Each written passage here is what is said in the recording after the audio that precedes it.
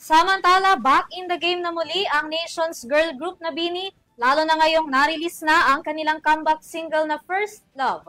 Alamin ang iba pang detalye sa Balitang Entertainment, ihahatid ni Sam Martos. First love, kilig-kilig pag magkasama, araw gabi na alam. Yan ang bagong single na inilabas ng Nation's girl group na BINI na pinamagatang First Love.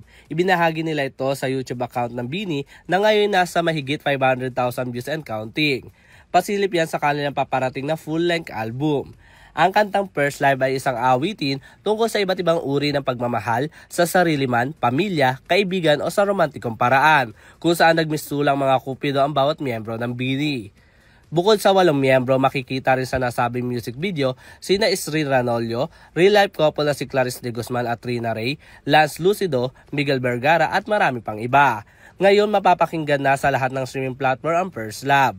Para sa EuroTV Showbiz Balita, ako si Sam Martos, sumasaludo sa bawat Pilipino.